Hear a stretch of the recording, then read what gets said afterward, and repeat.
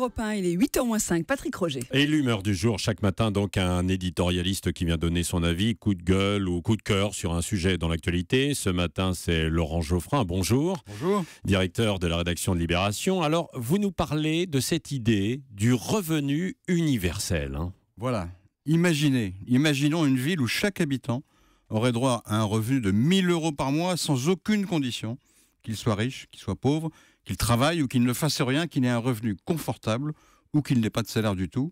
Ainsi, il pourrait par exemple s'arrêter de travailler et vivre de ces 1 000 € ou bien continuer de travailler et cumuler son revenu avec cette allocation automatique sans aucune contrepartie. Alors vous diriez sans doute qu'il s'agit d'une ville utopique, une ville imaginaire. Oui. Il s'agit d'un projet sympathique mais purement théorique et trop coûteux. Eh bien pourtant cette ville existe, non loin de la France. Cette ville s'appelle Utrecht. Elle est située au cœur d'un pays très sérieux, très bien géré, qui s'appelle les Pays-Bas.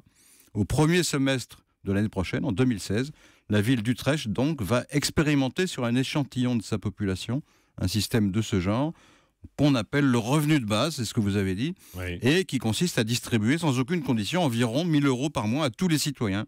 Et si l'étude est concluante, il est fort possible que ce revenu de base soit étendu à toute la population.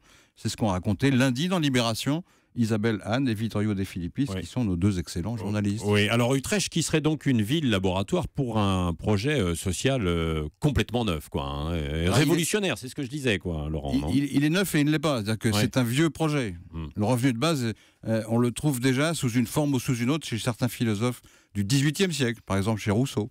Il a été mis en avant par les socialistes au XIXe siècle, mais aussi par des économistes libéraux, donc plutôt de droite, comme Milton Friedman au XXe siècle, sous l'appellation d'impôt négatif.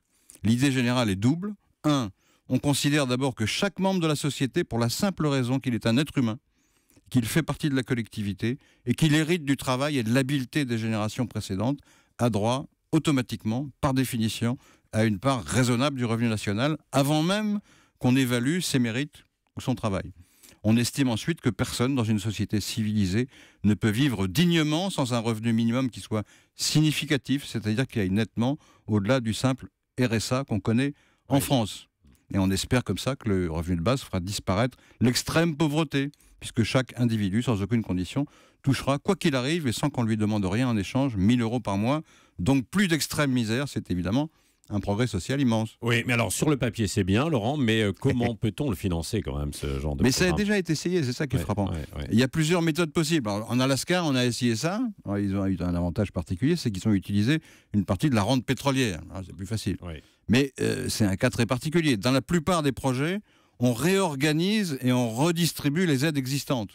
Donc vous voyez, ça ne coûte pas plus cher. On organise différemment. C'est-à-dire qu'on donne un revenu universel, il n'y a plus de conditions. Et évidemment, on complète le financement, ça ne suffit pas, en réformant le système fiscal, en faisant des économies, etc. Et il y a un avantage énorme, c'est qu'on simplifie radicalement le système de protection sociale qui perd son côté byzantin, bureaucratique et souvent humiliant parce qu'il faut faire des démarches administratives. En conclusion quand même, Laurent, est-ce que ça ne va pas faire disparaître entre guillemets, l'incitation au travail pour des emplois qui sont moins qualifiés? C'est ce qu'on dit en général quand on est contre le revenu de base.